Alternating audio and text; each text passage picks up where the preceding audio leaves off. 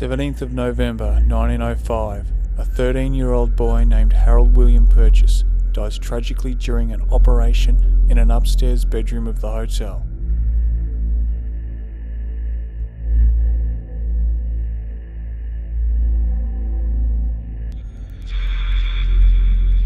He had been ill for several weeks, and Dr. E.W. Morris decided an operation was necessary to remove a large abscess from his lower spine. Dr. F.S. Benham would assist Morris with the procedure. Harold was the son of John Purchase, who was the landlord of the Rosewater Hotel at the time, and was also present for the operation. Just after 10 a.m, young Harold would be administered chloroform by Dr. Benham. During this period of the 1900s, chloroform was used as anaesthetic, and it would be this dosage of chloroform that would lead to Harold's death.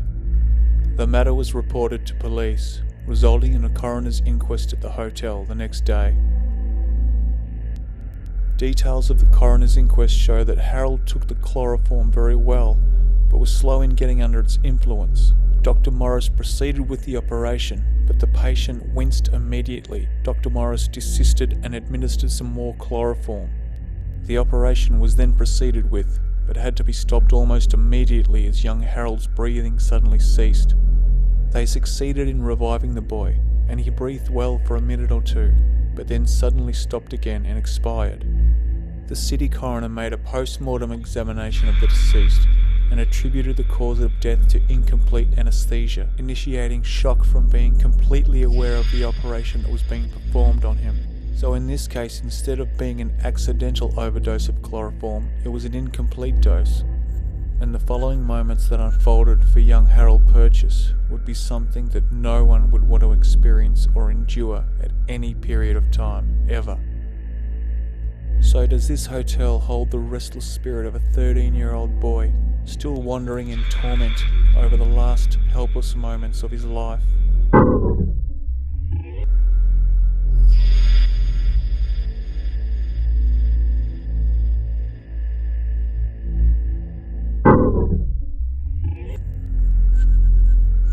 The Rosewater Hotel was made known to Justin and I through a work colleague of ours. He visits the pub occasionally and has heard the bar staff talk about some strange things that have been happening upstairs. Night manager Victoria explained to us that nearly every time that she has had to go up into this upstairs area, she has felt a presence around her when there's been no one else up there with her.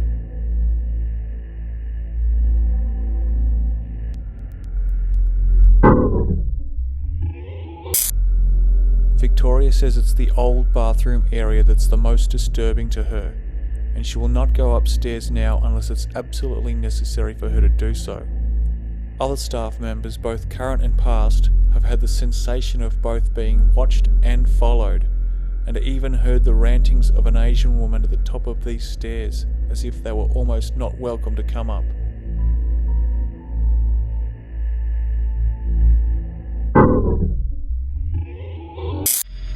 So just who or what is up here causing the disturbances, and how many of them are up here?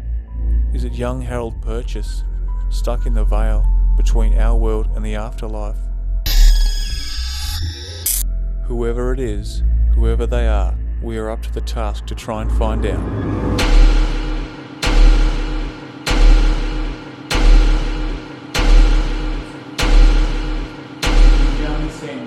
I have a feeling you're down this end. Does the name Harold Purchase mean anything to you? And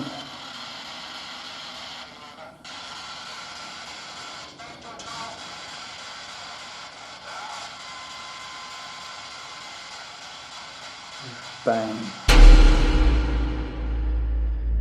Could this old pub be holding on to the residual energies of its past? Could it be keeping lost souls from times that have now been forgotten? Could the tragic circumstances of a young boy's death be enough for his spirit to remain suspended in limbo, a state of confusion, unwilling or unknowing how to pass over? Will we find the spirit of young Harold William Purchase?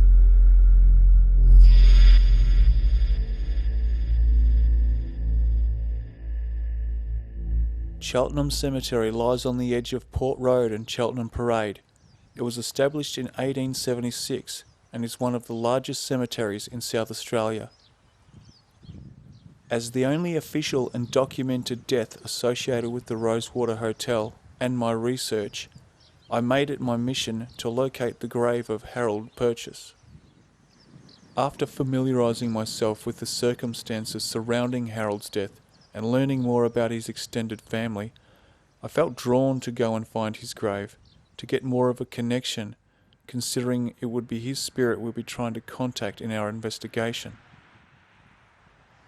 There are quite extensive cemetery records available online, and it wasn't that difficult to find an exact location of Harold's grave.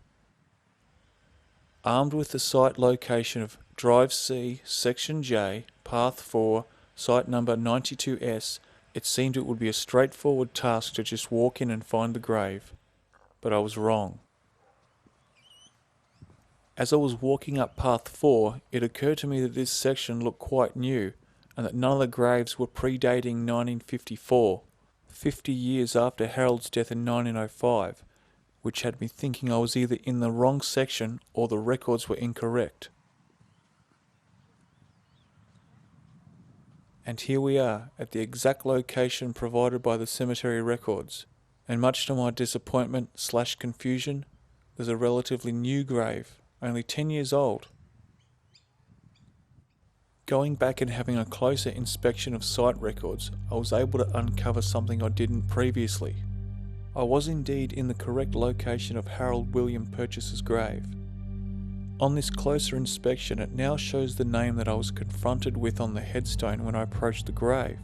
Wuzzle Shamerowicz now appears with 3 other Purchase family members at the bottom of the page under the site records. I do a site search for Wuzzle Shamerowicz just to double check, and sure enough, that name is found in exactly the same gravesite, also confirming at the bottom of the page to be Harold's grave and 3 of his family members: his father John, his mother Esther Isabella, and his older sister Elizabeth Eleanor. But that's not it. I was able to find that there's actually a 5th member of the Purchase family buried in this grave, and that is of his other older sister of the same name as his mother, Esther Isabella, who died only 4 years after Harold in 1909 at the age of 27. Some of you may have worked out that this is possible due to the reuse of burial sites after they have expired. This is done by carefully lowering the grave and the remains of the original occupants of the site and removing their headstone to make way for a new burial above. It is unclear whether the Purchase family had a family plot or one by one they were added into Harold's grave when their graves expired, as Harold was the first to be buried into the Cheltenham Cemetery. I would conclude that it was a family plot due to the fact that all grants issued before October 1946 were of a 99-year lease, and all after 1946 were of a 50-year lease. So with Harold's burial in 1905 with a 99-year lease would take it up to the year 2004. Then add on the 2-year period that the cemetery has time to contact relatives to try and get a renewal of the grave, which in this case would have been unsuccessful. Some people view this as disrespectful and erasing history, and indeed as you look across this section of the Cheltenham Cemetery, you do see a wave of new history wiping out the landscape of the old history.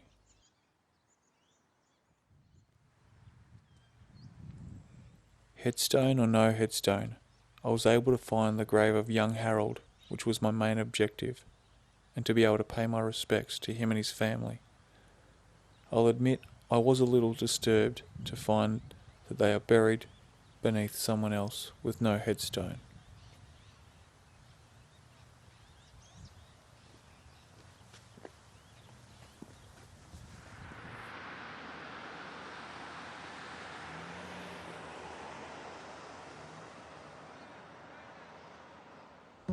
The Rosewater Hotel first started trading way back in 1868, and the original part of the building is the part to the left that's jutting out from the part to the right. As you look around Rosewater, there are other old shop fronts that are reminders of that time period. The rich history of Port Adelaide's hard-working docklands and industrial area merges directly into Rosewater's industrial area. Port Adelaide is also renowned for its paranormal activity. We are the first team to investigate the Rosewater Hotel. Will we uncover things that put Rosewater into the same category as Port Adelaide?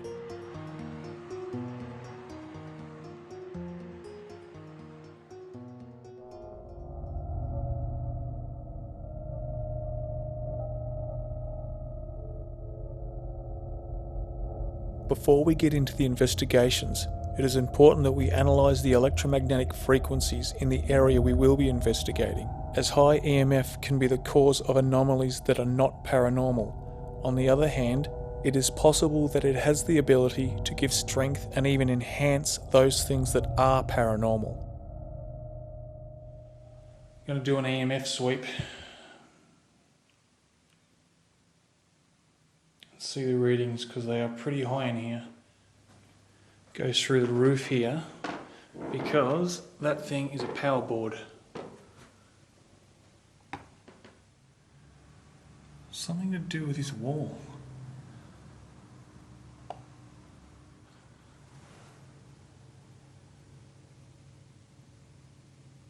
Could be that hot water service out there.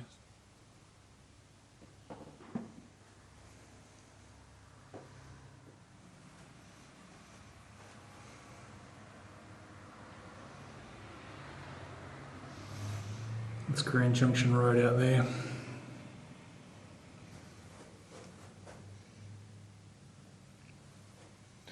Unfortunately, it's quite noisy, and that light, floodlight, it shines back on the hotel, comes in here.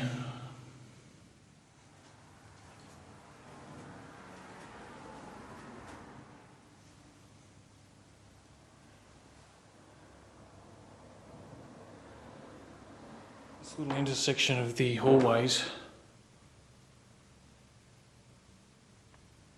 is quite high as well, because we're right near the power board.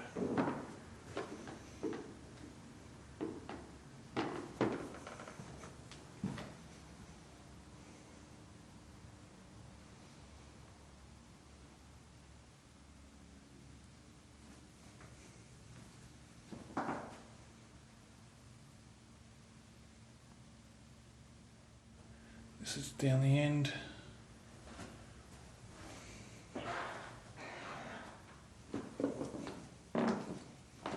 Okay, let's take a bird's eye view of the second level of the Rosewater Hotel. As you can see from that walk around, the EMF levels are quite high in some areas, and even extreme in a couple of places where that power board and hot water service was. These coloured circles indicate the EMF levels corresponding to the key to the left. You can see the two red circles which represent the power board and the hot water service. And the old bathroom area at the back, or at the bottom of the screen, actually has a 0 baseline reading. There were a few other little spikes in the accommodation area to the left, but nothing that was anywhere near as high as the power board or the hot water service. The level of EMF up here is higher than usual, but regardless of the baseline level, it's the fluctuations in that level that indicate disturbances and possibly paranormal activity.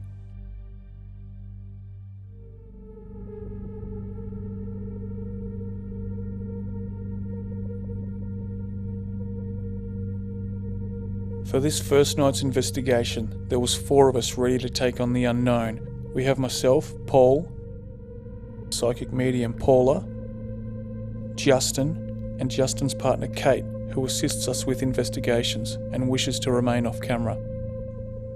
We start things off by walking around from room to room to try and get a feel for the energy and let our mind and senses adapt and settle into the environment around us.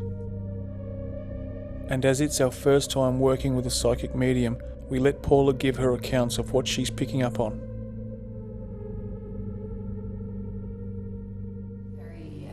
Very scared, very depressed, lots of emotion going on over there, because she's actually literally in a fetal position in that corner over there. Mm.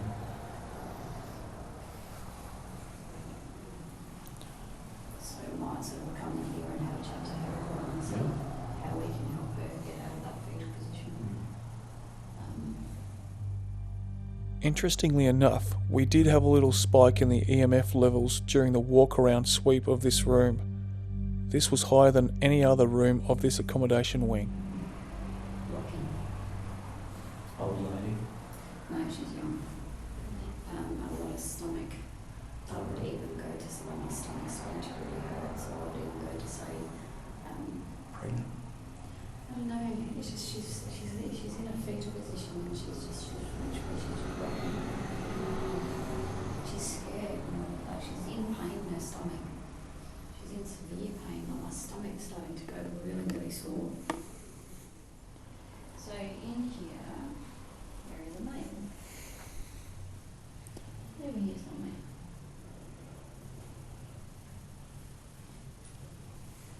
He's not really giving me any specifics at the moment. But he's 28. This far end room in the accommodation wing was once an accommodation room, but has since been used as an office of some sort.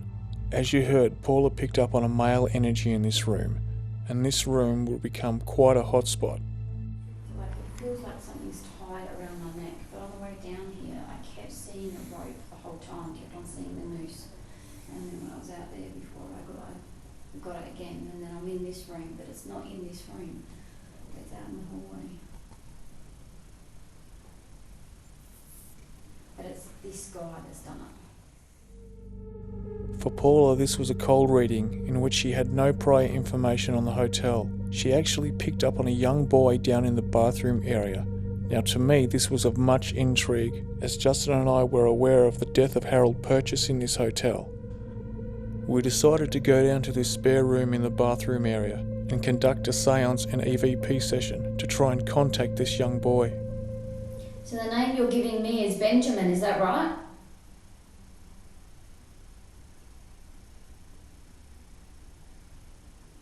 Chills. Hello. You just got chills. Yeah. So that's confirmation. How long have you been here for? Listen again closely for a child's voice. How long have you been here for? It sounds like the reply of why. How long have you been here for? None of us heard this reply at the time. How long have you been here for?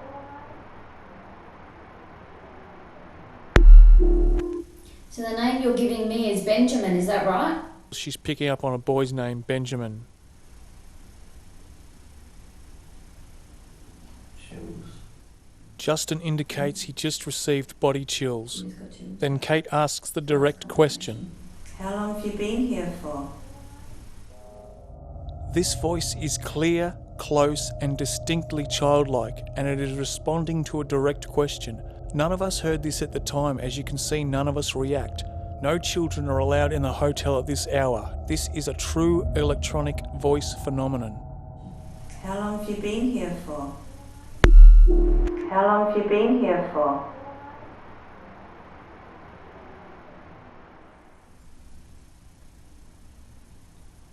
How many spirits are up here with us? Upstairs here. Can you count how many?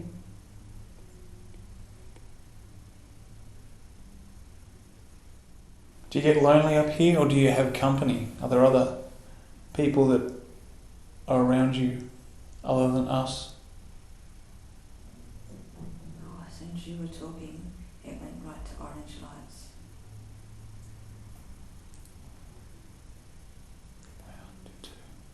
That was only since you were talking.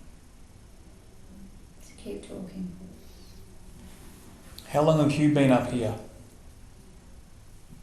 If spirits are in another dimension, they may not always have the energy to vibrate the air molecules in our dimension for us to hear as sound, but their responses may still be carried through the radio waves. This device we're about to use is a device that can capture those responses. Are there other people other than us up here? I reckon you need the other box up.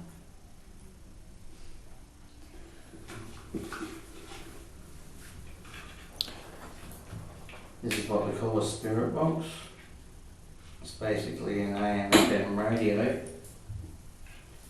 -1 wire, but it enables you to communicate to us through this.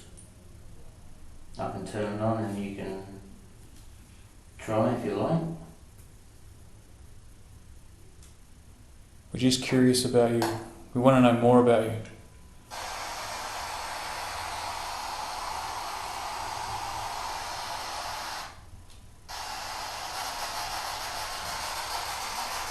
Just communicate as if you were trying to speak to us. The devices are there to only pick up your frequencies, your energy. Your energy will come through the box.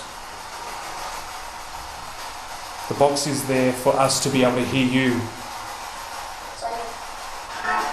The box is there for us to be able to hear you.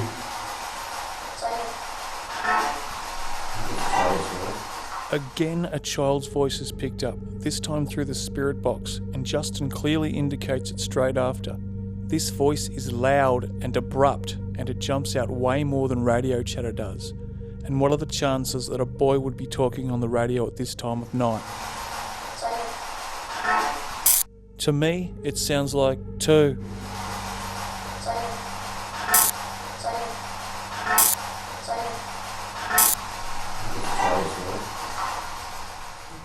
This spare room in the bathroom area provided no spikes in EMF levels during our sweep, but certainly seems to be providing some activity for us. The reality is we do sometimes hear voices from patrons downstairs, but they are muffled and faint. They're not crisp like this child's voice we heard.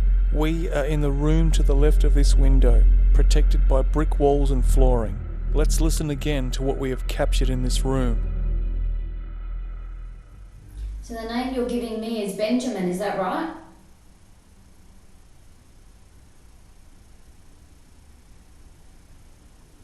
Chills. Pardon? You just got chills? Yeah. So that's confirmation. How long have you been here for?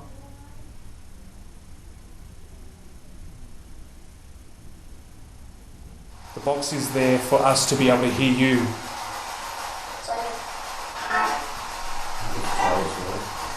Just before we started the seance, we set up a static night vision camera in the end room of this accommodation wing. This is where Paula felt she picked up on a male energy. While we were conducting the seance, the camera picked up a couple of interesting anomalies. Let's have a look.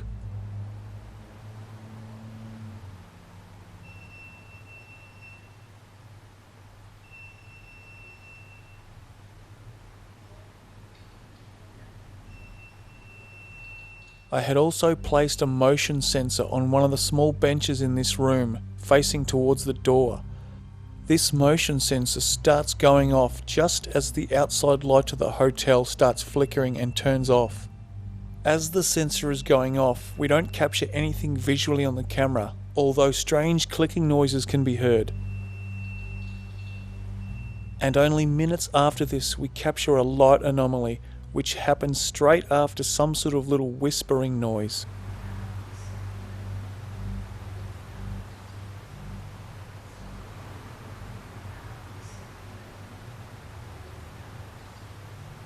Dust and even bugs can appear as orbs on camera, but this one seems to appear out of nowhere and head straight out the door.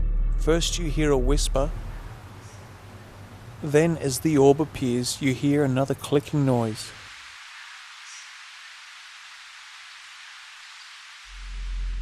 The Ovilus is an experimental communication device. It takes multiple readings of the environment, which places a numeric value onto those readings, which then corresponds to a word that's programmed into its database.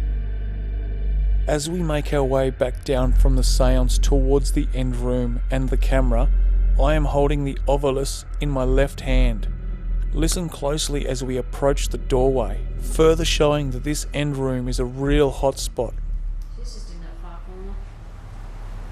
Sacrifice, sense, fight, low, swear. That was pretty full on. Sacrifice. What did it say? Sacrifice. I'll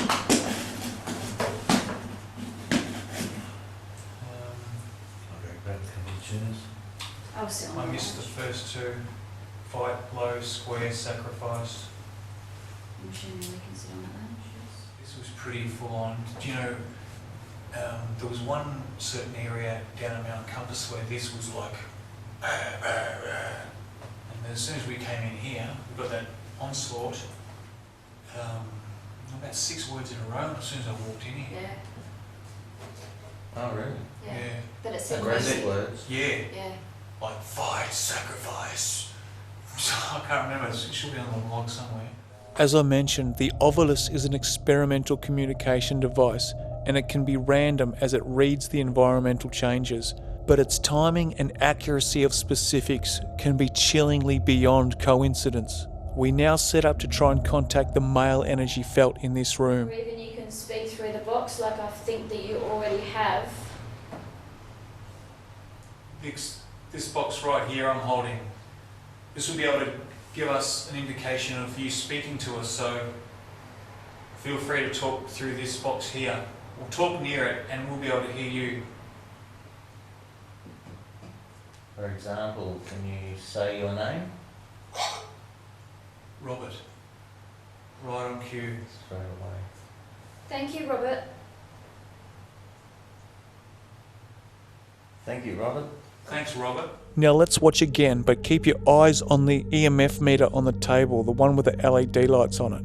This meter starts peaking out just as Justin's asking the question, further adding proof that there was an increase in EMF levels after our encouragement for a response, and specifically Justin's question. For example, can you say your name? Robert. Right on cue. Straight away. This box right here I'm holding, this will be able to give us an indication of you speaking to us, so feel free to talk through this box here. Or talk near it and we'll be able to hear you. For example, can you say your name? Robert. Robert. Right on cue. Straight away. First, Paula senses a male's energy in this room. Then we get given a man's name after a direct question. But it doesn't stop there. Watch what unfolds next. What's your favourite band, Robert?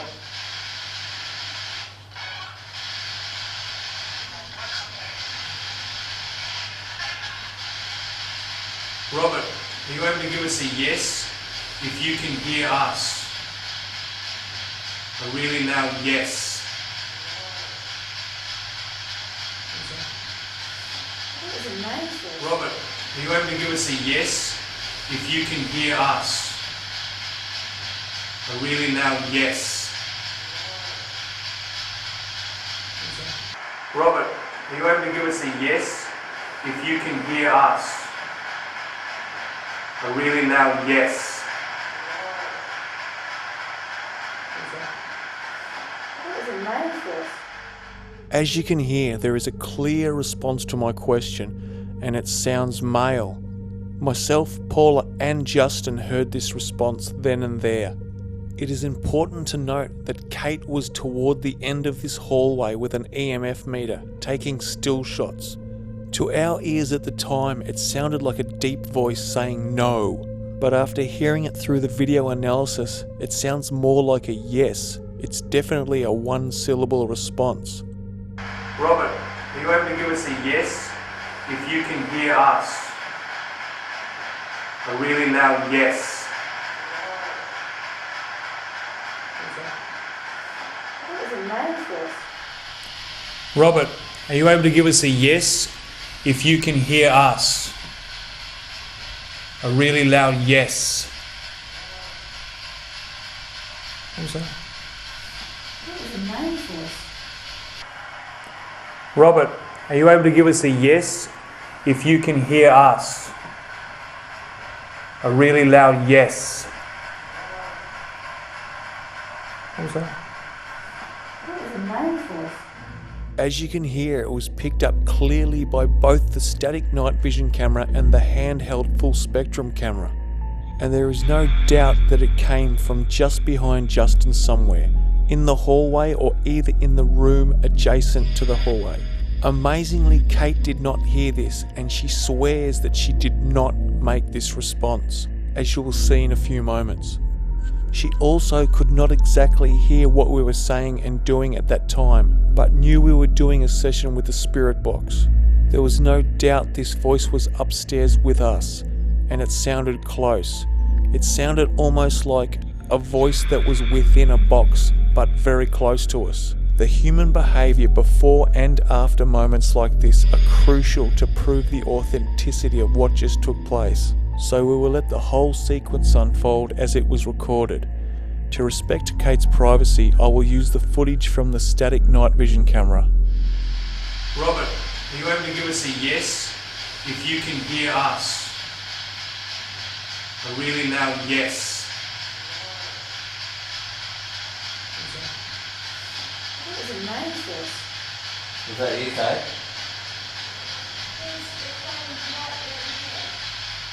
Did you say something? Before? When I said, was that you, Kate?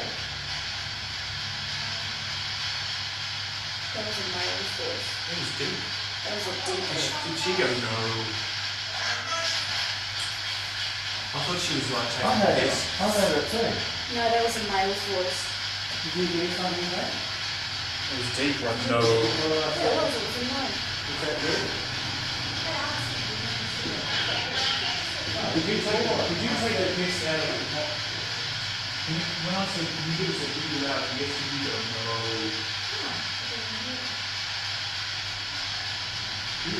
That's why I thought it was something. It came from out here. I thought, so you didn't go, no.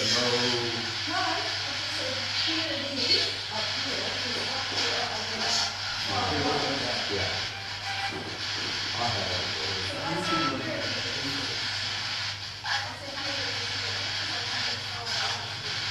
We all heard like a no. And if you would take this out, it's a loud yes.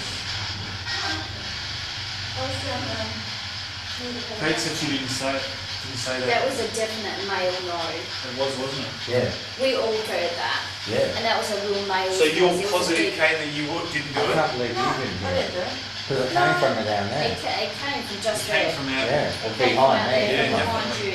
I was down the corridor and down the other bit, you know, where I saw And it wasn't on the that ghost box, it was just It was around a the male's corner. voice just there, behind you.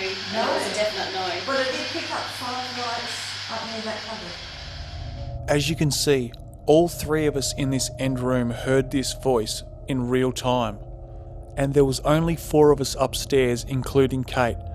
So because of the closeness of this voice and the fact that it was a male's voice, we can categorise this as a Class A EVP, which means we all heard it in real time and it was a direct response to a question. We continued to try and make contact in this end room with more questions for another 45 minutes to an hour, but we were unsuccessful. By this time it was just on 1 AM, so we decided to gather our equipment and call it a night. Let's just have another quick look at what we did capture during these 3.5 hours.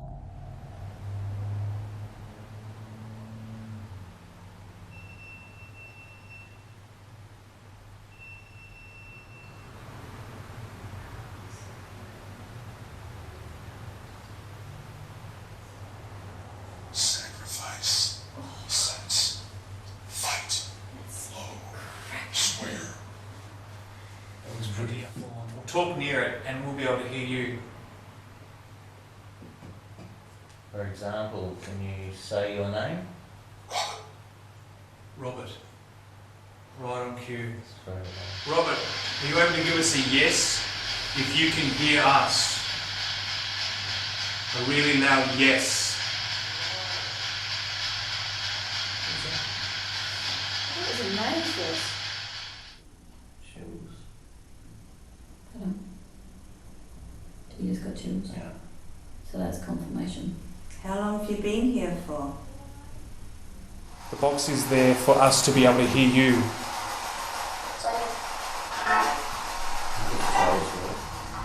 As you can see from these clips, we have captured some very interesting sequences. Instruments reacting and being set off can give great clues to suggest that something paranormal may be happening, but it's the things like electronic voice phenomena that can be considered more profound and used as credible evidence. So I would say in this case, the man's voice that we all heard and the child's voice that was later picked up in video analysis would be our two strongest pieces of evidence. In saying that, the timing of our instruments reacting in regards to the direct questions we were asking is something of high importance and cannot be ignored. They are all vital pieces of the puzzle which help us to try and determine what is unfolding around us. As we were the first team to investigate this hotel, there is so much more history that may be forgotten and not documented, like the death of young Harold Purchase. And for this reason, you have to go in with an open mind and let the evidence take you on twists and turns and point you in new directions. And when using a psychic medium, as we did with Paula, you have to incorporate what they are picking up on as well. Not all deaths in buildings are documented in a way that can be easily accessed through research. For an example, suicides tend not to make the news and therefore can be easily forgotten or not even known about. And indeed, the Rosewater does have a story of an unconfirmed suicide of a man upstairs. Current manager Simon was informed when he took over the pub that a man did commit suicide upstairs. This seems to have been passed down through staff members over the years. The only details of the man's death was that it was upstairs and in the old bathroom. There are 2 bathrooms, but it was clear that it was in the old bathroom. Because there is no record or documentation of this suicide, we cannot treat it as the absolute truth, but we can use it as additional information for our investigations. And as we saw earlier, Paula suggested that the male energy that she was picking up on was a suicide, but died of a hanging. So does the man's voice we caught on audio belong to this male energy? And is this male energy that of the suicide, which has been passed down over the years through the staff members? Is the young boy's voice we caught on audio and through the spirit box that of Harold Purchase? And who is the female in the fetal position in one of the accommodation rooms? These are the questions we are presented with, and now have to follow up and try and solve.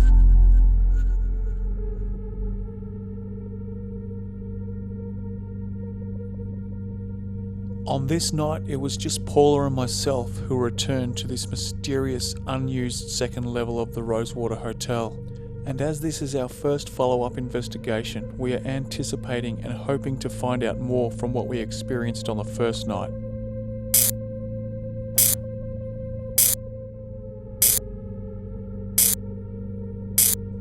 I have mounted a night vision camera which shoots visible light and infrared, and a full spectrum one which captures visible light, infrared and UV light. We start off in the old accommodation wing, in the room where Paula felt she picked up on a young woman who was in pain holding her stomach. Paula had visions of her rocking back and forth in the corner. Let's have a look at the millimeters readings when I do the sweep in this room. As I mentioned earlier, we did have a significant spike in this room. Watch how the millimeter cannot settle onto a baseline reading. This makes for an interesting correlation to what Paula has felt and sensed in this room. We use the millimeter and the ovilus as we sit in this room trying to contact this woman. Watch what happens. I see you in that corner and you are curled up in like a fetal position holding your stomach. Is that because of violence?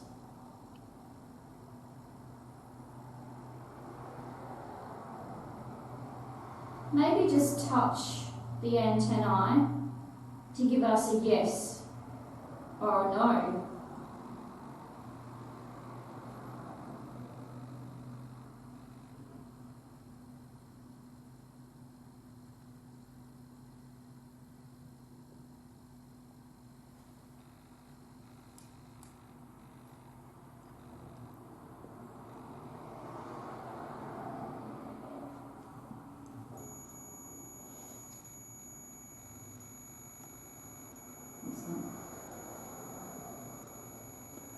That's actually the battery alert.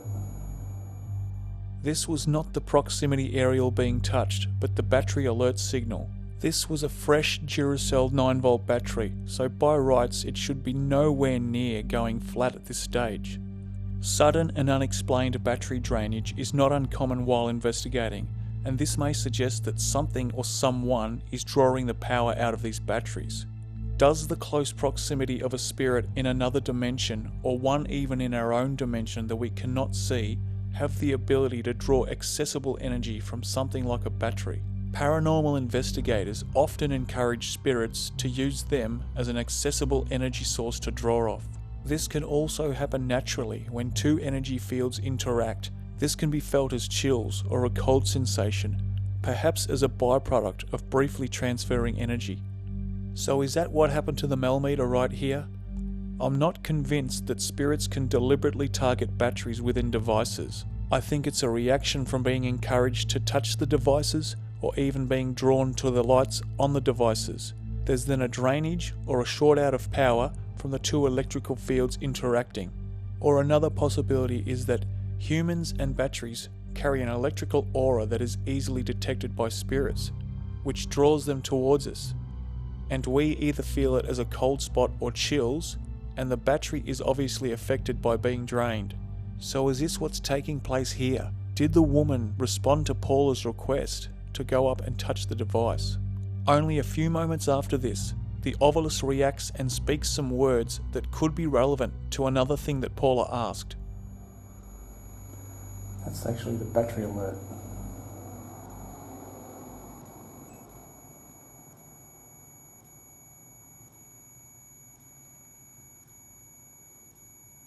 Norman, son, describe.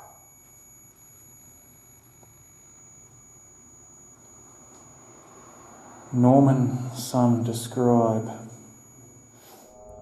Paula had clearly asked if the woman was holding her stomach due to violence. Could these three words of Norman, son, describe be telling us that she perhaps miscarried a son due to the violence from a man named Norman? We will most likely never know, but these are the type of things that you have to decipher when using the Ovilus. I turn off the Melmeter and we continue to try and make contact with the woman in this room, or whoever else is listening and watching. Is there anyone here who would like to talk to us? Paul and I are ready to communicate with you. You can speak through the words. You can even show yourself in an orb, or you can show yourself in an energy so that Paul can see you.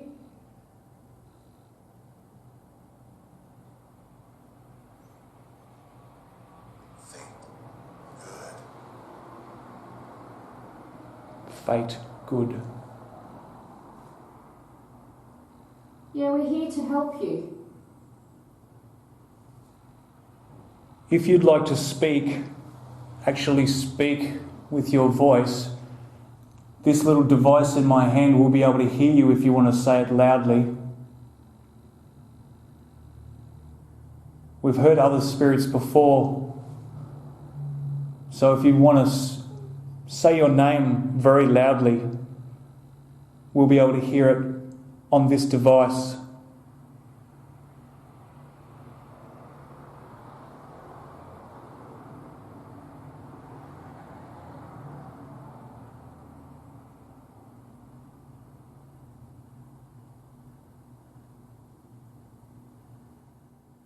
Robert, are you still with us in the next room?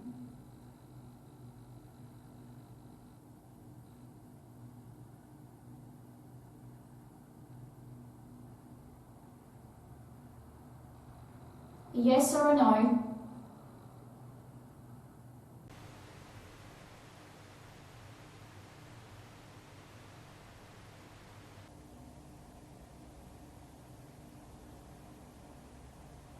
With no more responses, we make our way to the end room, where again the Ovilus becomes very active as we approach. Unlock. Bracelet.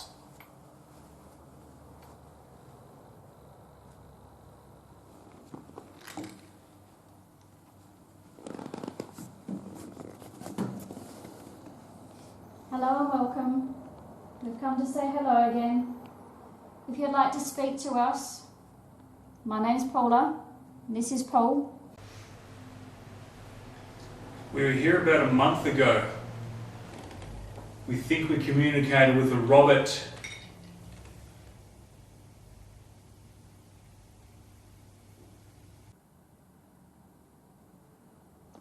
If you can hear us talking, can you give us a very loud yes?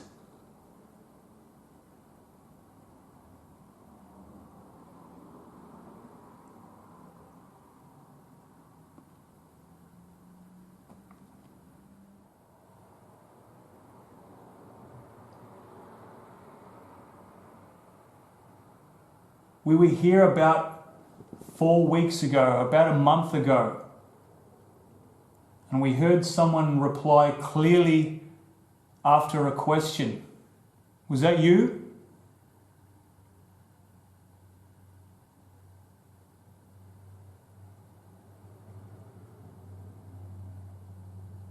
Paul.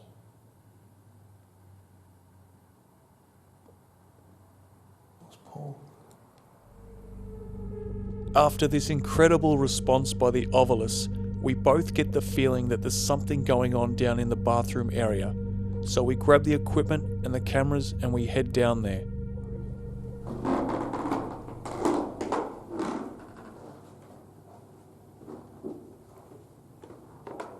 Chills. Casket. Are you down this end? I have a feeling you're down this end of the hotel. Are we able to come down here and say hello? Floor creaking, floor creaking. Door. I just heard a door.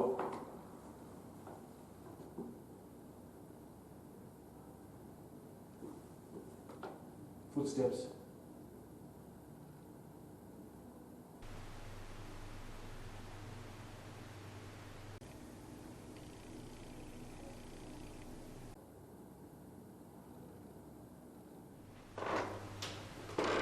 Door. I just heard a door.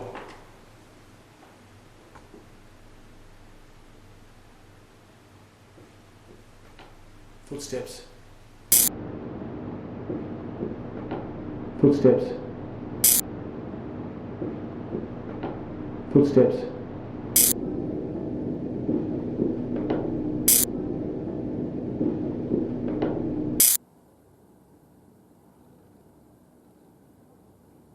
Those voices are outside, I think. If that's picked up on the audio, I think those voices were outside. Floor creaking. I heard a door from in here.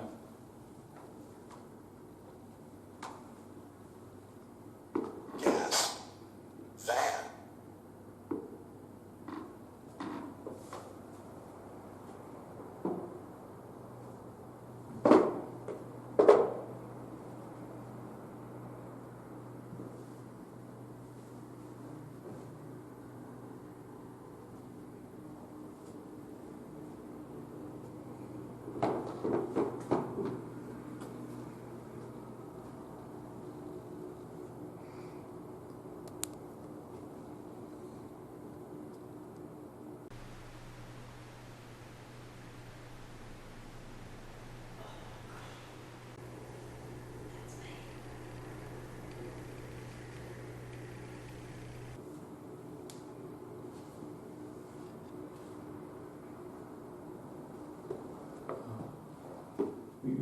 Ceiling.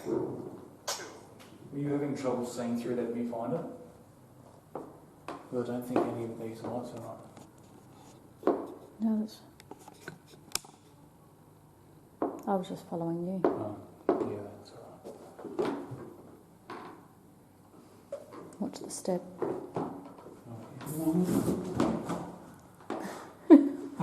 I did. That was me falling down a step. I did say watch the step.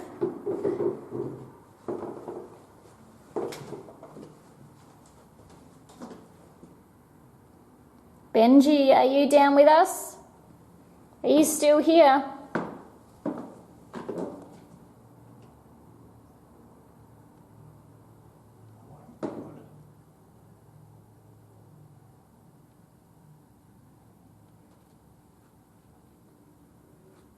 something just rushed past me.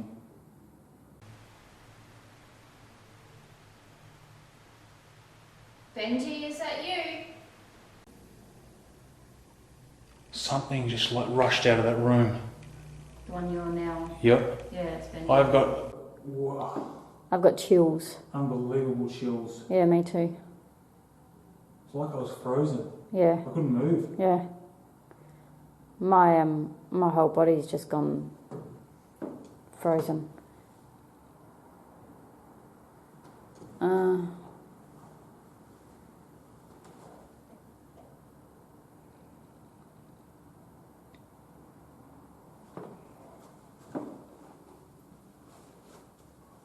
Flight. No. I wasn't. Do you not want me to come in here?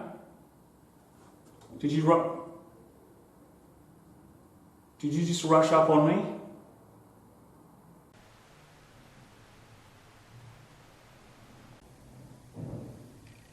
There's noises outside.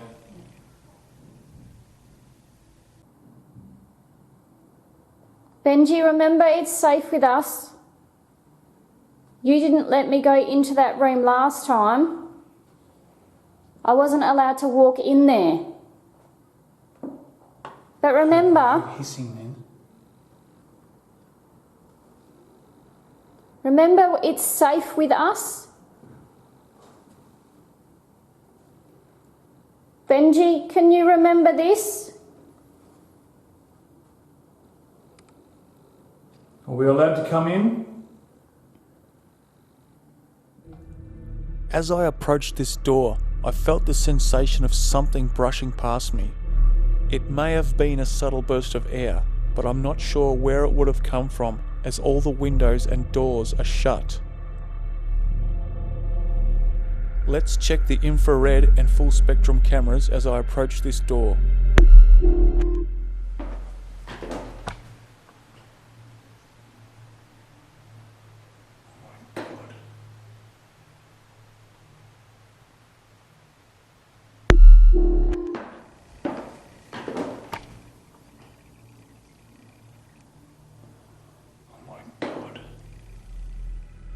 Nothing was picked up by either camera, but this sensation I felt was real.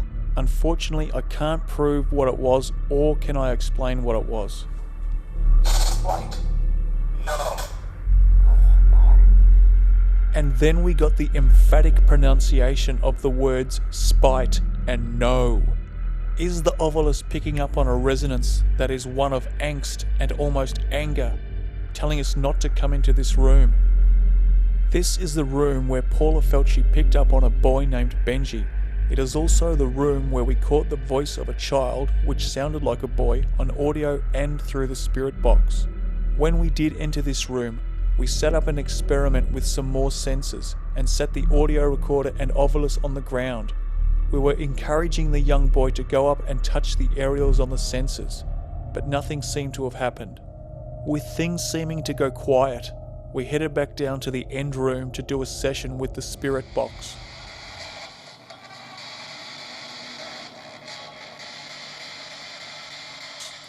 We stayed in here for roughly half an hour, but had nothing significant occur, and the energy felt like it had dropped completely. Can you give us your name?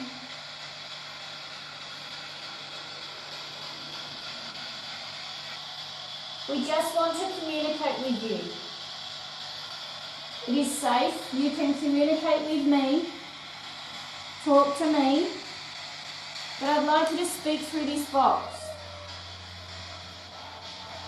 Tell me your name.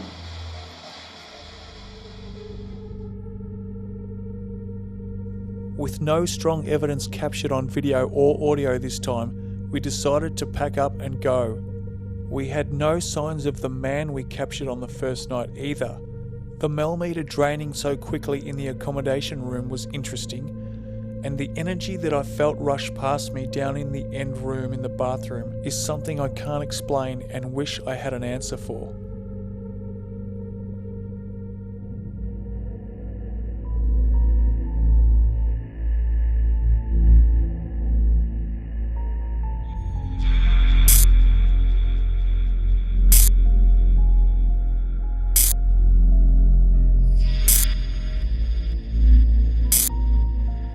Exactly a week later, Justin and I return with the intent on finding some more strong evidence.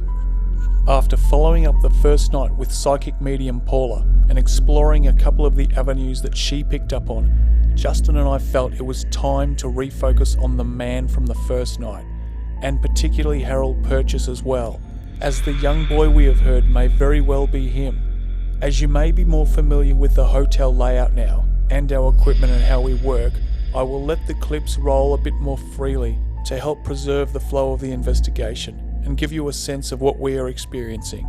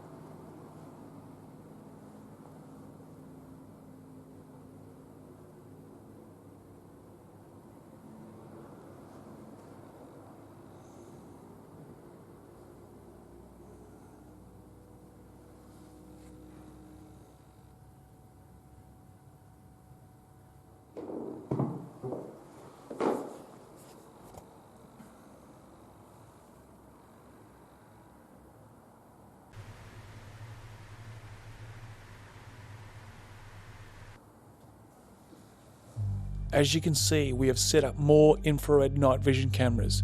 This is to cover more angles with both vision and audio. One being right here, looking straight down the end of the bathroom area. Another in the end accommodation room where we caught the man's voice, this time in the corner furthest from the door. A third one looking straight towards the stairwell and past the access point to the accommodation wing. And a fourth one which looks straight down the hallway towards the end room.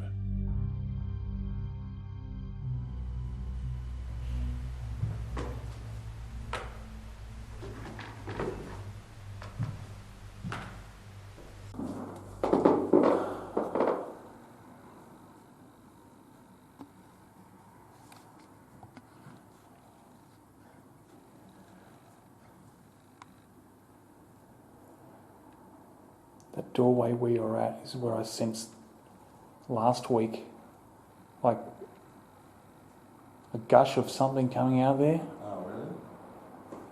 You know, like when a room's got two doors and you shut the door at one side, Yeah. you sort of get that little bolt burst that comes out the other side. Yeah. It was like that. Not as full on, but as this something rushed past.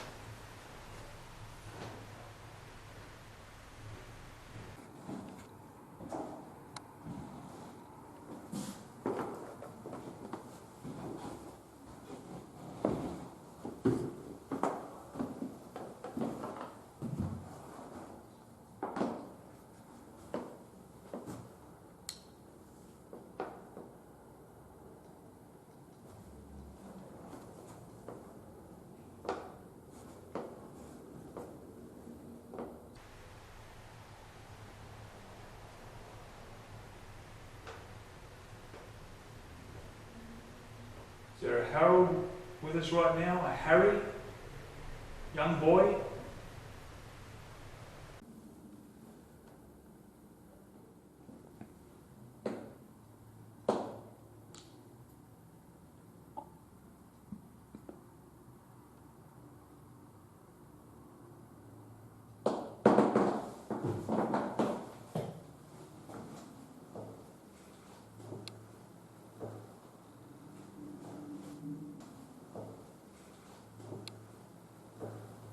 This is the bathroom where the suicide happened.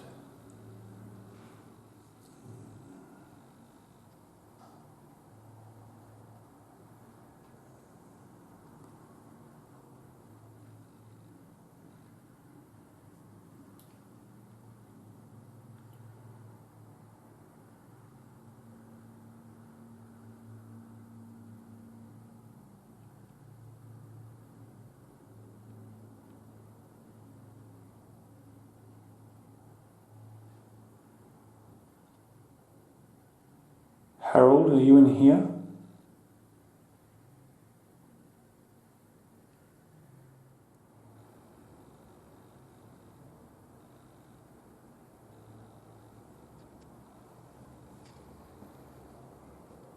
Do you know Victoria? Do you know Victoria who works here with the long dark hair?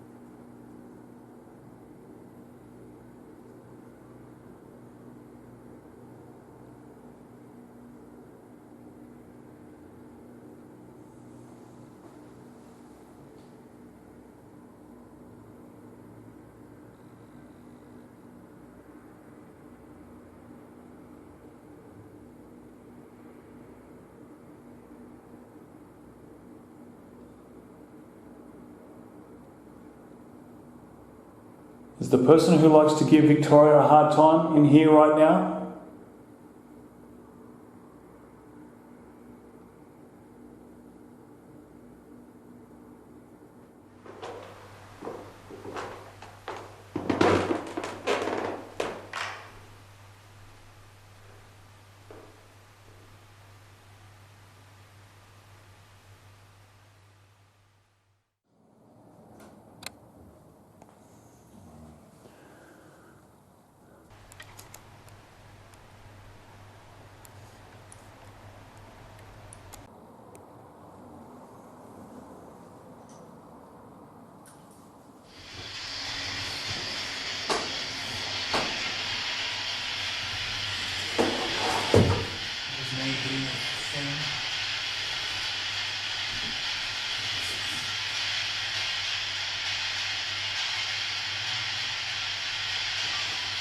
Is there anyone in here with us right now?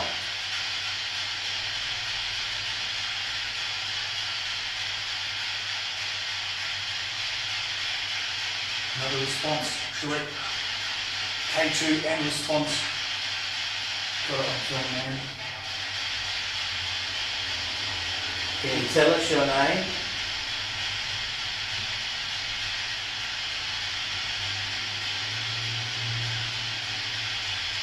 We appreciate you responding for us. Is this you, Robert?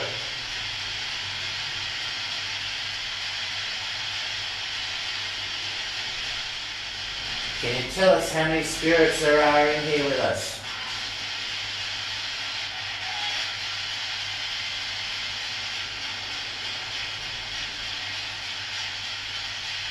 I'm going to point to this box on the table that's making the noise. If you can concentrate on your energy onto that, we may be able to hear you speak through it.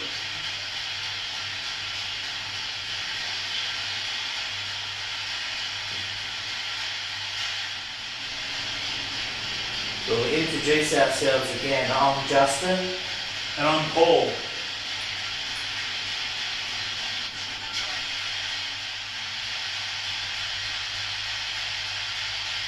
Do you remember us being here last time, about 7 weeks ago?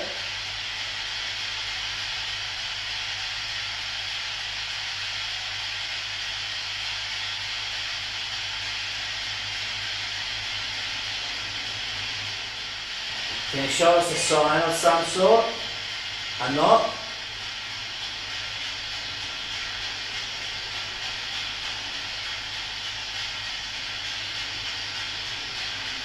Please just give us a response. So the batteries in your...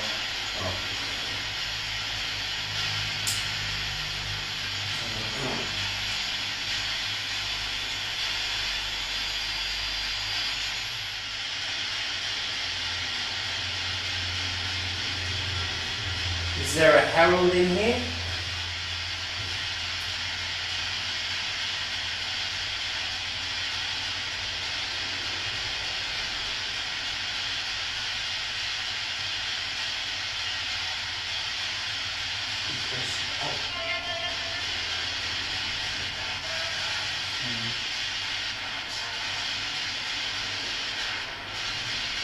Does the name Harold Purchase mean anything to you? And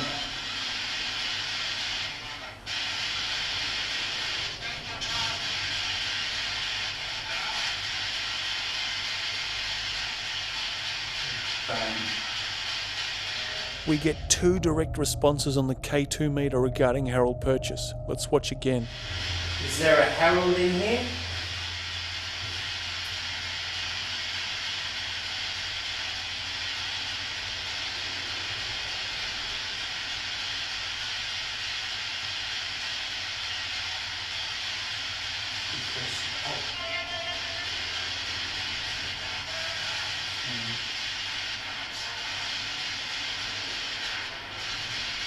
does the name Harold Purchase mean anything to you? And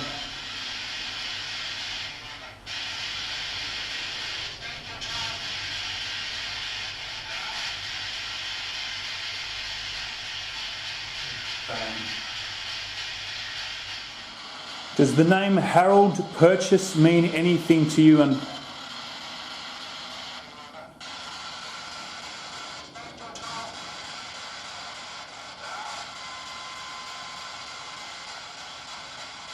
bang.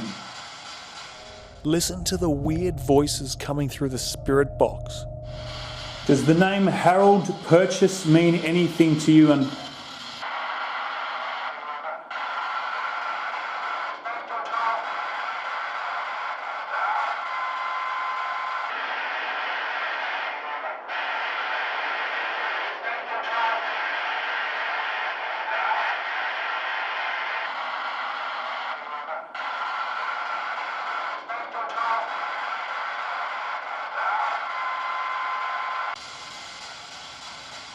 bang.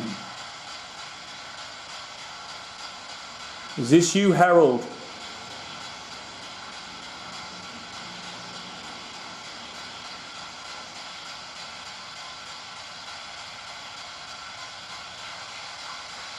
Harold, are you in here with us?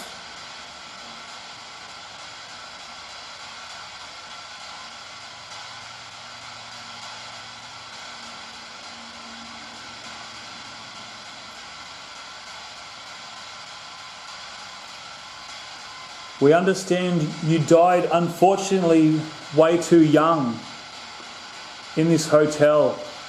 Would you like to tell your story to us? Justin and I are here to find out more about this hotel and things that the staff members have been experiencing up here. Are you a part of that, Harold?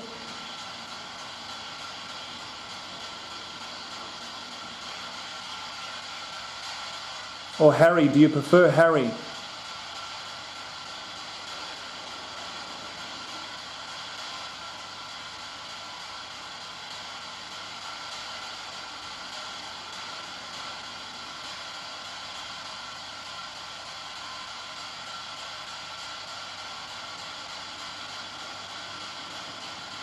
Some people that work here in the hotel are scared to come up here. Do you play tricks on them?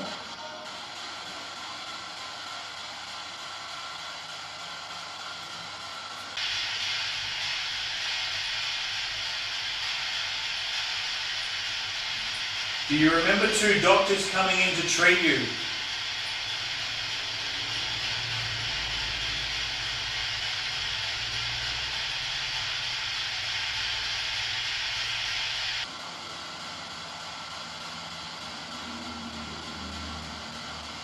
We also know that you're buried in the Cheltenham Cemetery.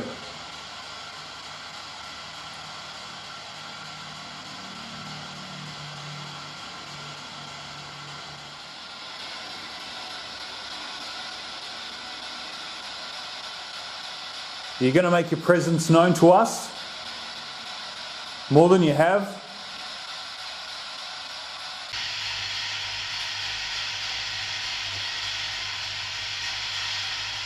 So give us something. Give us your name.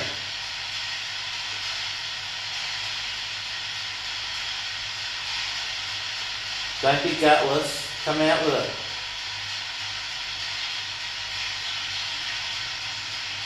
We don't want to play games, we want to talk to you.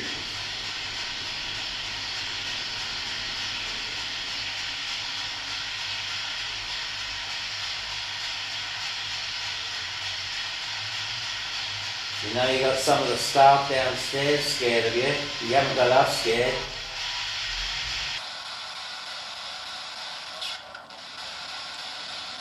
What was that? That sounded weird.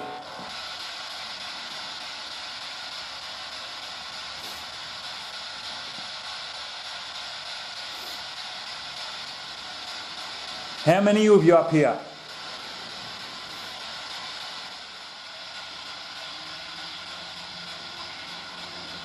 Then give us a knock or something.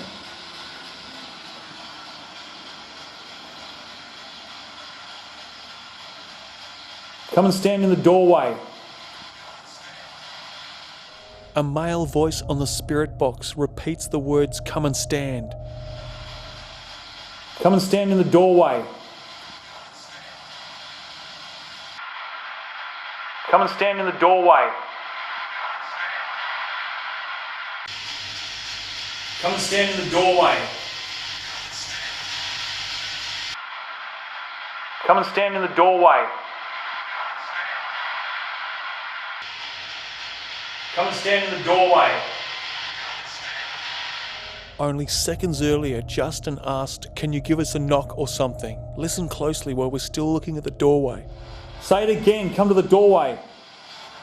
That's where we heard you last time.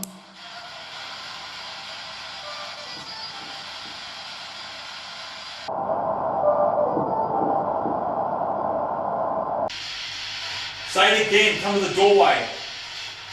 That's where we heard you last time.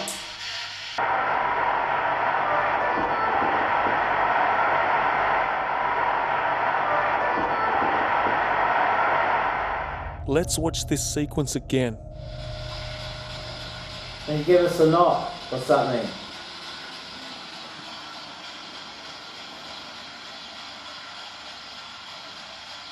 Come and stand in the doorway. First we get the man repeating, "Come and stand" on the spirit box. Then we get the 3 knocks that Justin asked for as I turn the infrared illuminator on. Say it again, come to the doorway. That's where we heard you last time.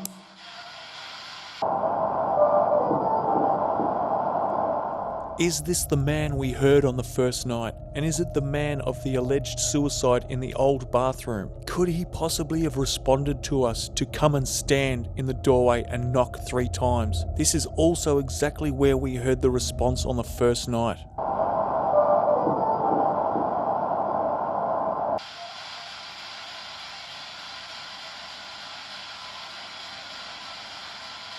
You gonna come in here?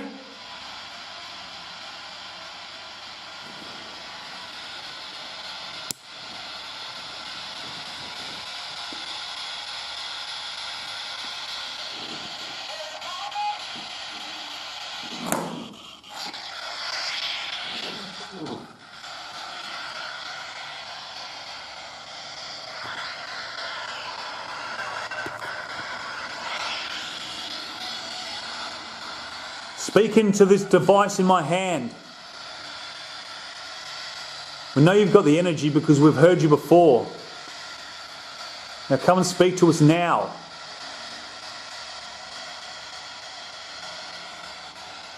We'll make the lights on the table flash again.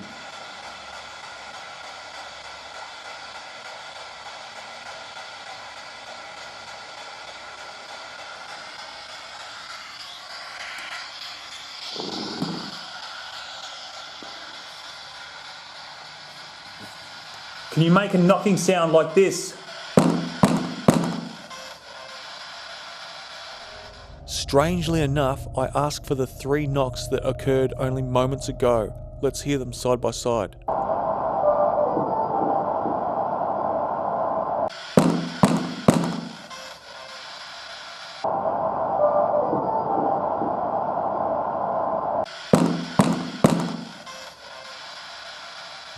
What makes this a bit strange is that we did not hear the knocks at the time, and they were only discovered in the video analysis. So when I asked for these 3 knocks, we were unaware that the first 3 actually occurred. This would have made for an extraordinary response if I had asked prior to the knocks, as both were identical.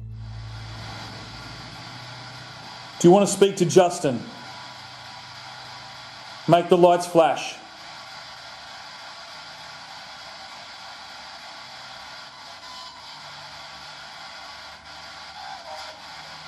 Would you like to speak to me? This is Paul. Make the lights flash now. Oh my God. Would you like to... Was that a yes? You would like to speak to me, Paul? Was that a yes? You would like to speak to me, Paul? Was that a yes? You would like to speak to me, Paul?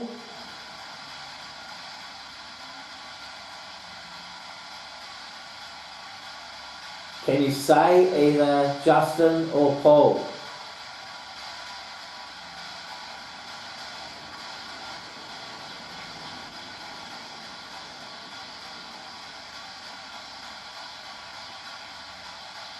Thank you for the response. Well, I would like to speak to you more. You have to show yourself. Show us some more signs.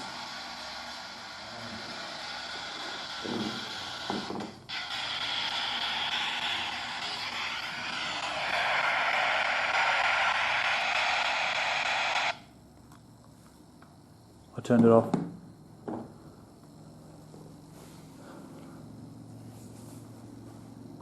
Would you like us to leave or stay here? Can you light up these lights if you'd like us to stay? Can you make them go to red, please?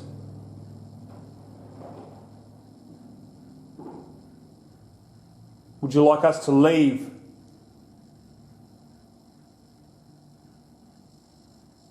Oh, I got a red. Notice how only the K2 meter on the right flickers to red. Would you like us to leave?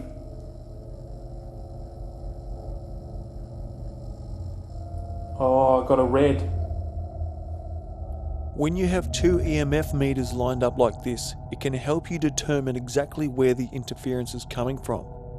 If this were a large-scale interference, both meters should light up, but it was only the right, and this happened earlier when I asked for confirmation and only the K2 closest to me flickered to red.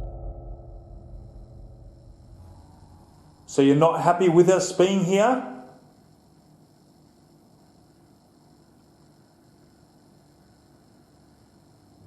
We only want to verify from what the girls who work here say. They think someone's up here. We're just trying to help find out who. Would you like to help us find out?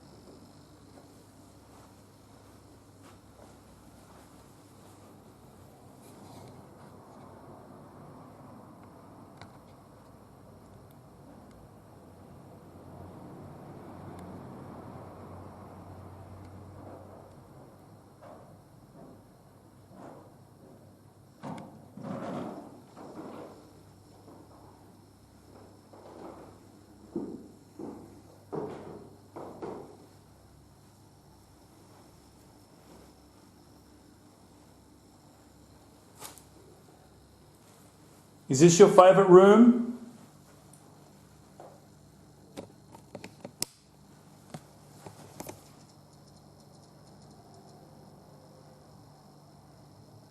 Is that a yes?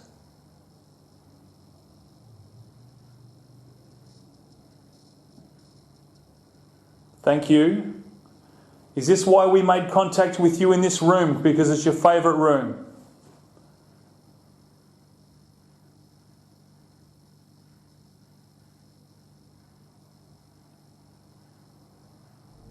Again, we have responses on the K2 meters, where both seem to react at the same time, and then immediately after, only one seems to react. This shows that it is not a uniform or blanket effect affecting all instruments, but more of a dynamic one that is changing and shifting around us. If a spirit were to be moving around us and interacting with the instruments, it would make sense that they would react independently, and perhaps even at once if they were close enough. We can't prove that this is the case, but the timing of the reactions on the instruments in regards to the questions we are asking, I feel is something more than just coincidence. In saying that, it is obvious that the baseline levels of EMF are above zero, and the K2 meters are showing a constant level of low readings. It is possible that there is electrical wiring underneath the floor that lead to fluorescent lights on the ground floor. And if this is the case, there might be some sort of natural variance in current or output of EMF. So what could be causing the abrupt changes we see after our questions? I propose that when you have a detectable electrical field or EMF field, and then another field interacts or intrudes onto that field, the reaction will be far greater or even volatile and will be easily detected by the instruments. I think this is why we are seeing a reaction from low level to high level instead of a reaction from zero to low level, because the low level field that we are already detecting is being jolted or bounced when it is interfered with from another field. Kind of like stretching out a rubber band and having someone cut it. It will have a volatile reaction, but if you cut it while it's not stretched, it won't do anything. These instruments are not proof of the paranormal. They only detect changes in the environment around us. Justin and I continue to sit here for roughly another half an hour, but we have no more responses, so we call it a night and head home. Tonight again showed that this room is very active and that someone is responding to us.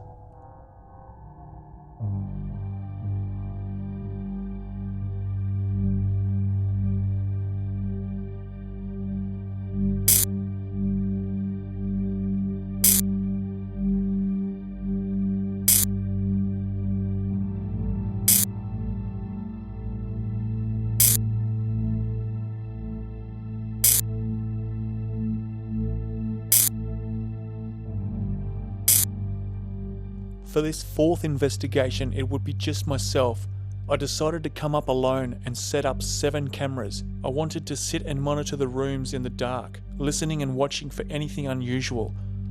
I also wanted to walk around using an ultraviolet light source, which is what I'm doing here. This UV torch can enhance the capabilities of my full spectrum camera, so anything that may be hiding in the UV spectrum, particularly those with fluorescent properties, will be illuminated by this torch and picked up by the camera. All of the static night vision cameras you see positioned around work off infrared light. They are fantastic at seeing in the dark without having to use visible light like a torch. So let's see what happens as I walk around.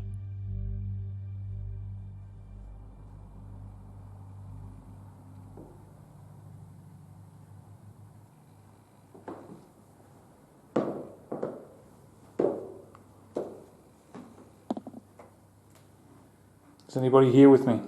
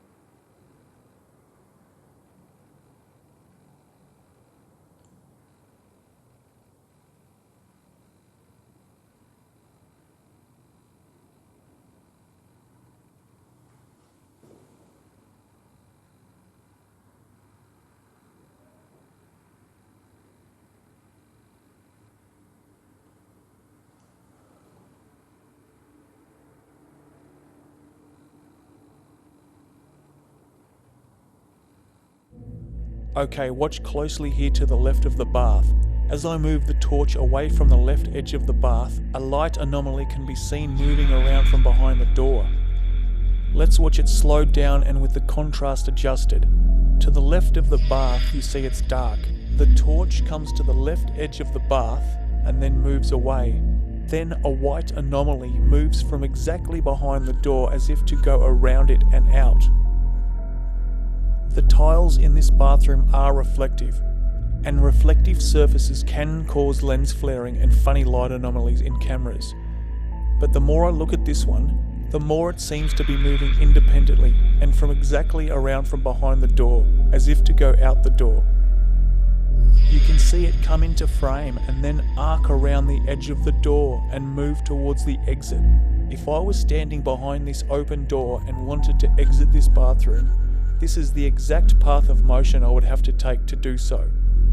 So I asked the question, are we looking at partially illuminated spiritual energy or ectoplasm? Did someone hide behind the door as I entered and then decide to sneak out? Or is it nothing more than just light play? I went to the footage of this night vision camera and pinpointed the moment I walked into the bathroom to see if I could find any light anomalies, and this is what I found. As you can see, a white orb jumps into frame from the wall of the bathroom. To my eye, it looks like it occurs a few seconds before what happened inside the bathroom, so I do a side-by-side comparison to see the times. I use the point where I walk past this camera as a starting point and reference for the time analysis of both cameras.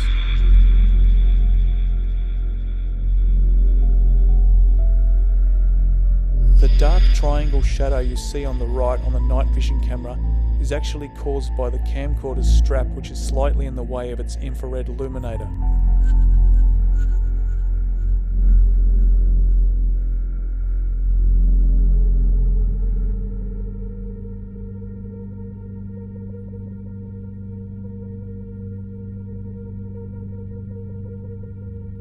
So just there we see the white orb at 41 seconds. And then we see the mist-like anomaly at 47 seconds. Even though the orb is coming directly from the wall of the bathroom that I'm in, it happens 6 seconds too early to suggest that it may be linked to the one that's inside the bathroom. It is more than likely just a piece of dust zipping past the infrared light, although it does disappear too quickly.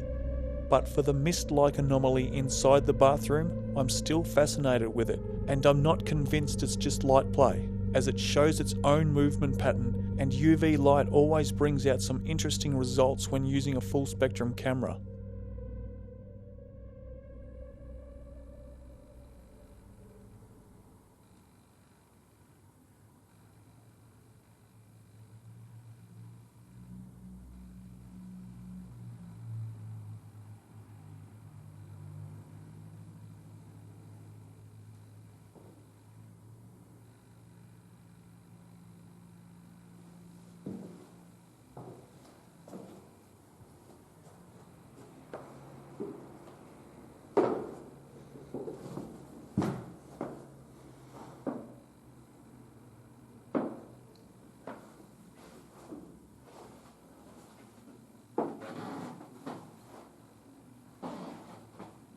If there's anyone here with me right now, can you give me a sign?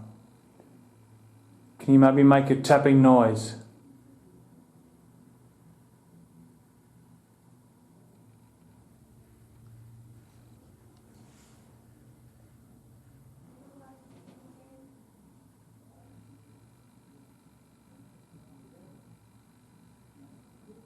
Okay, they're voices. Voices from downstairs.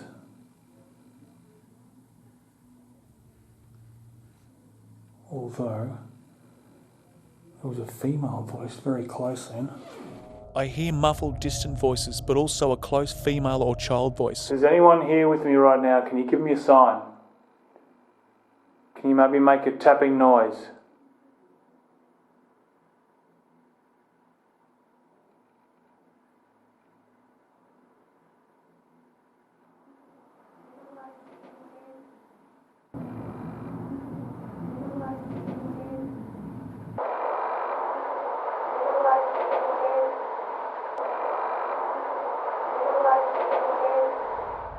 I don't know what this voice says, but it was definitely closer than the muffled voices, as you can hear. Okay, they're voices. Voices from downstairs.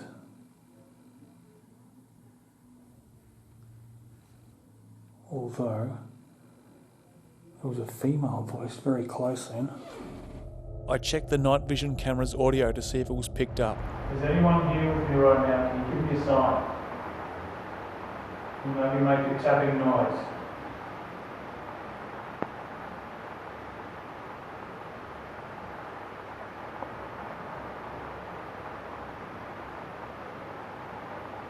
You can hear it faintly at that marker, which indicates it's closer to me than this camera, and possibly even in that same room. Let's have a look back at what we've captured in this bathroom area. How long have you been here for? The box is there for us to be able to hear you.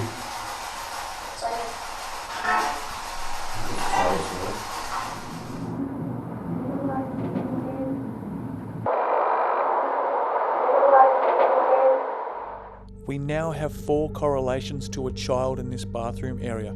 First, Paula sensed a boy, then we caught a boy's voice on audio and through the spirit box, now another childlike voice as an EVP in the second room. So is this young Harold Purchase?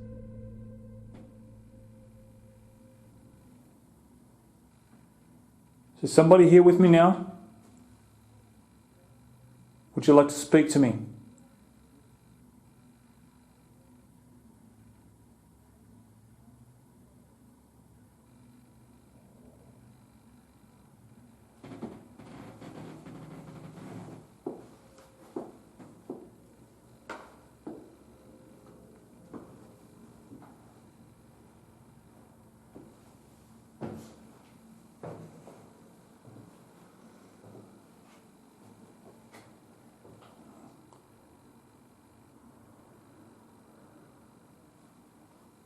Okay, this is the apparent suicide bathroom. This is total UV light at the moment. If I switch on one of these illuminators, that's infrared.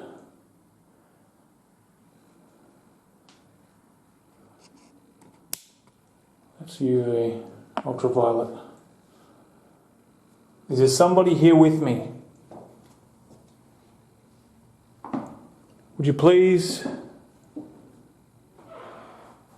talk to me?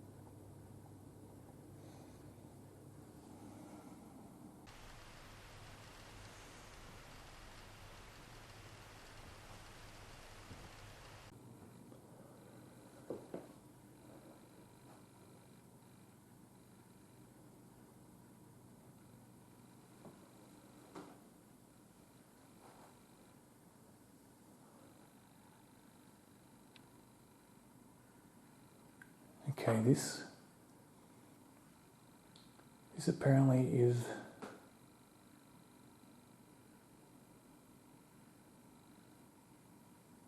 the oldest part of the hotel.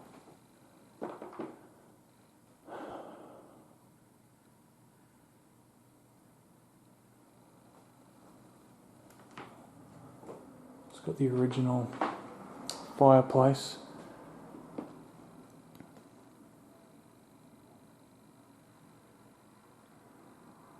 And my guess, this is where they would have operated on little Harold Purchase. Harold William Purchase. Are you here with me, Harold?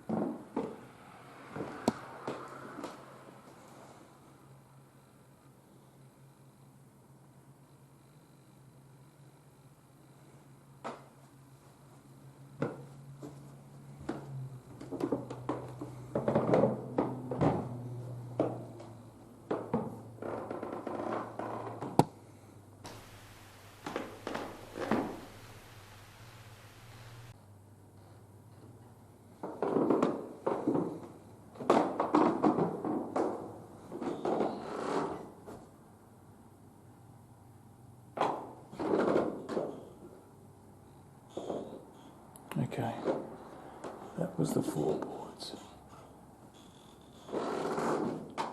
Sounded like a scream.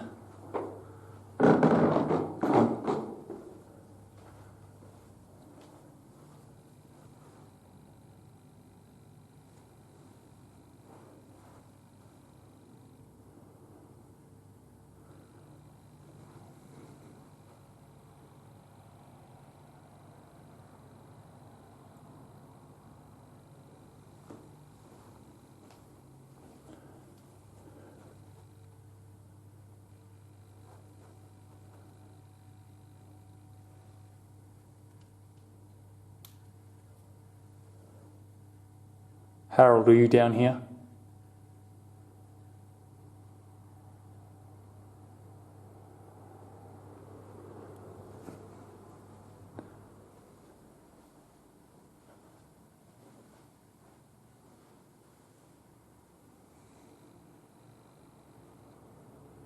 If you're down here, Harold, can you give me a sign?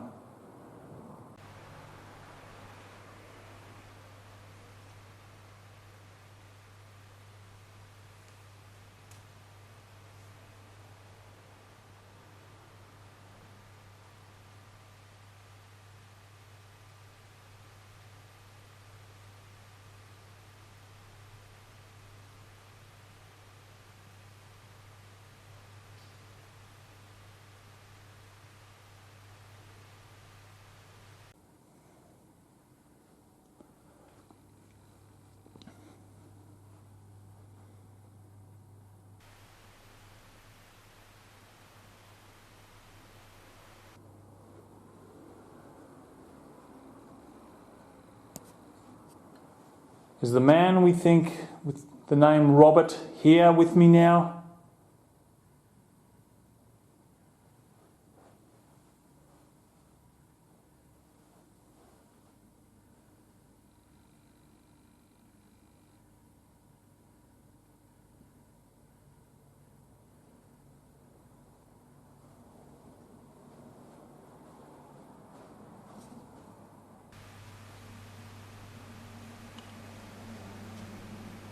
Robert, are you here with me now?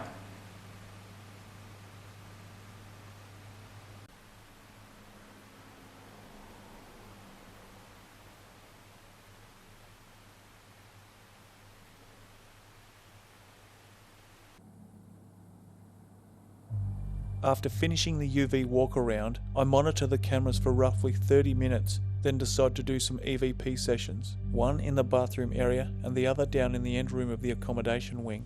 Okay, I'm going to do an EVP session in the bathroom area and down in the end room.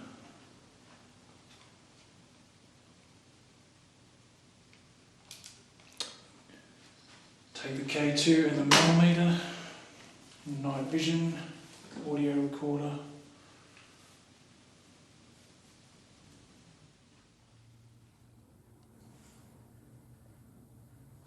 Okay, I'm down in the bathroom area.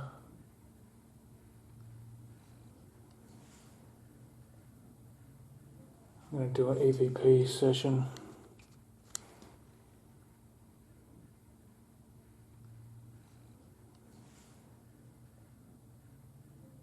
Millimeters base reading is 0 down here. It's funny because it's down here you get the weirdest, creepiest feelings, yet the instrument, obviously because we're further away from that power board, but we get the least amount of EMF. Anyway.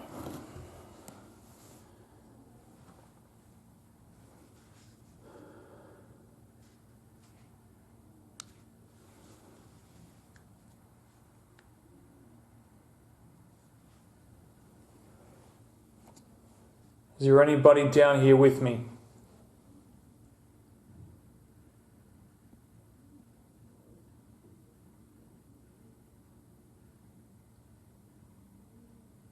Can you come down here, please?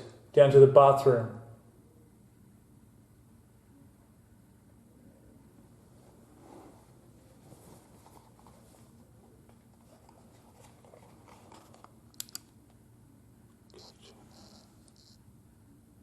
Just sitting itself.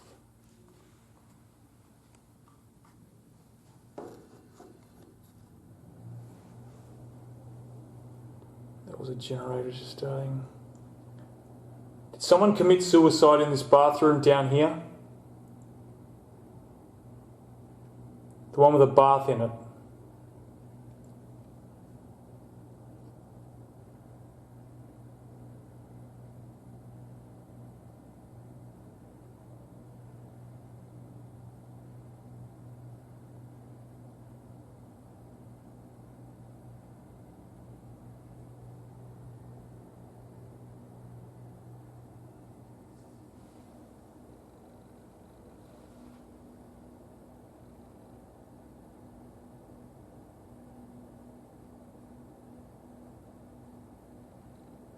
Would you like to come down here and talk to me?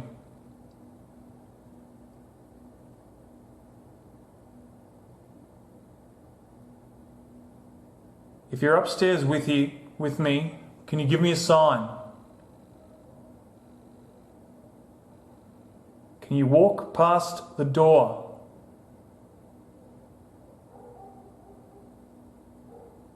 Dog barking.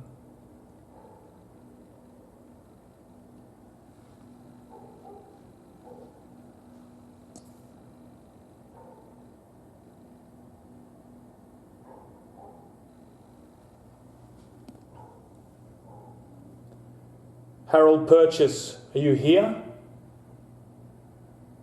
Are you upstairs with me?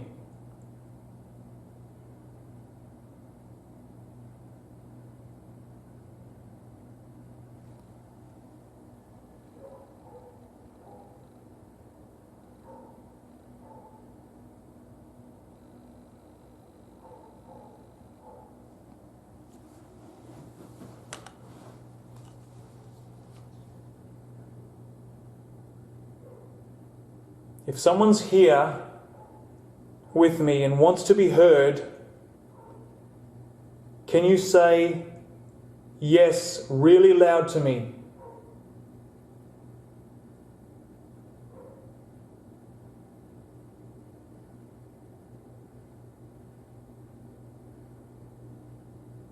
Can you come down and sit with me? Can you come and touch my foot?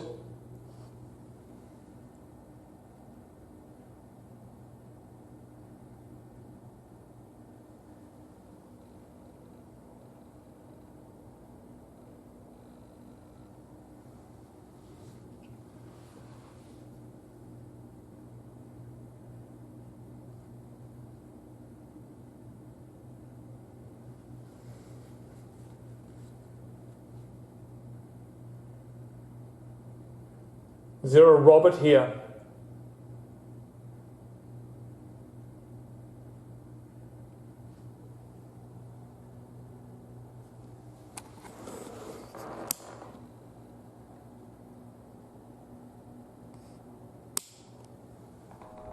Everything seems to be quiet right now, and it's actually quite peaceful sitting here.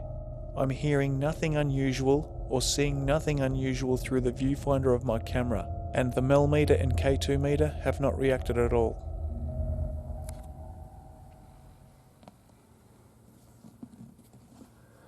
Not really feeling anything.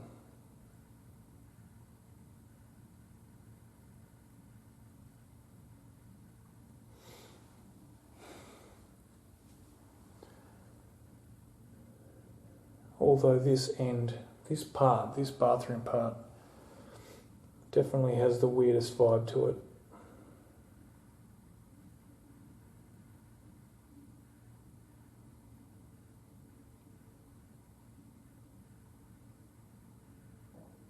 You get patches of dead silence, absolute dead silence. And then you'll hear cars go past or people downstairs. And it's just a contrast. Like there's moments you feel like you're away from everything.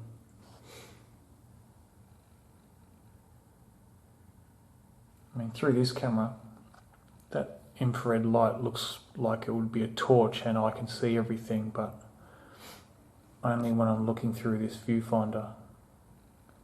If I put it down and look ahead, all I can see is a little red light.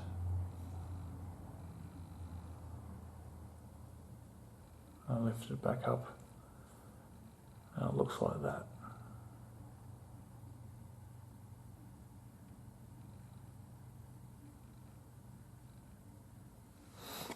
Sometimes when you get that lens flare, if the camera's stationary, you can use it as a shadow detector, because if something walks past, even with the slightest amount of mass, it will break that flare.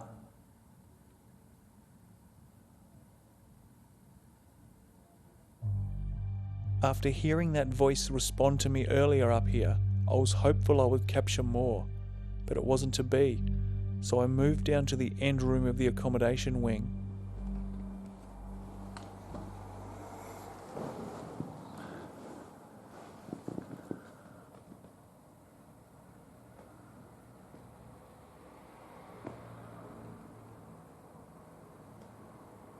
Robert, are you here with me?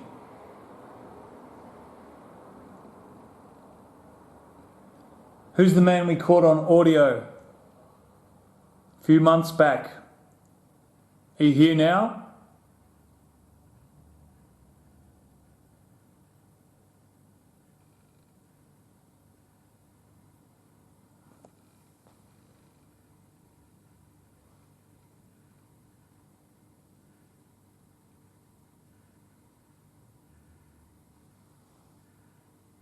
Feel free to come down here. Come and sit on the couch next to me.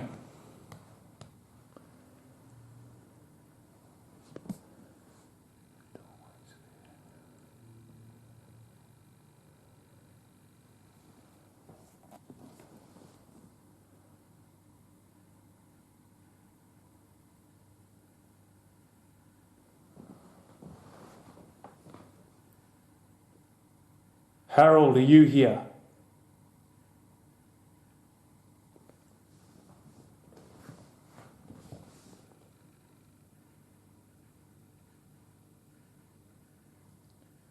Harold Purchase, Are you still in this building?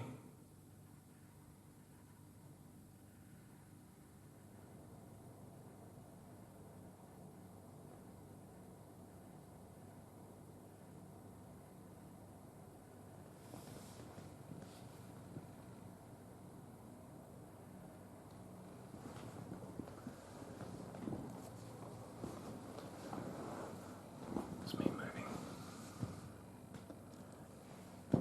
Can you maybe come up and touch my hand?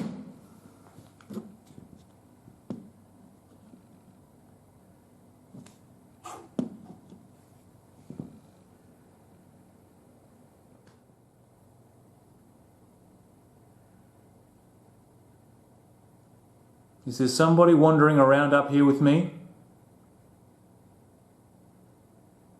Can you maybe come down to the end of this room?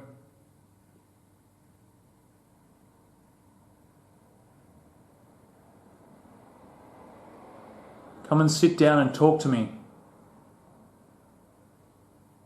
My name's Paul.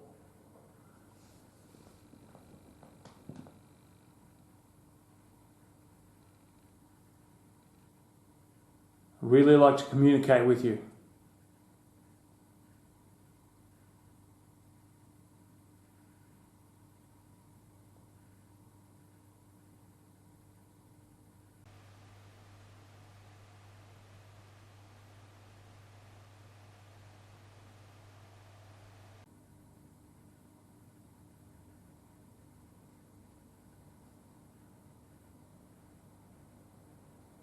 I know you weren't ready to die that young, Harold. Would that be enough reason for you to stay here? Because you didn't know you died?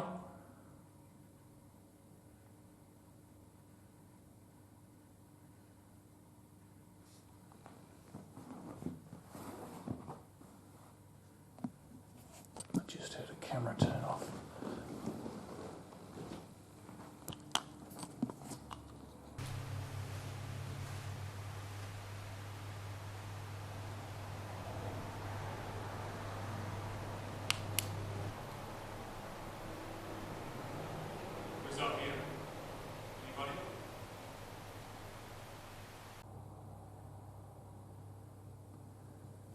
Have you decided to come down and talk to me?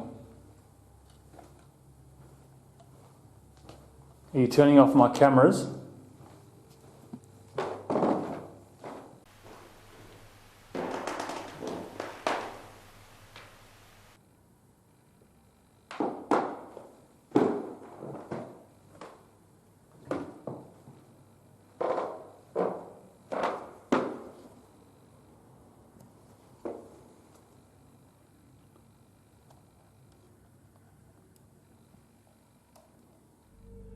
This camera did indeed turn itself off, but it seems it was just the battery going flat.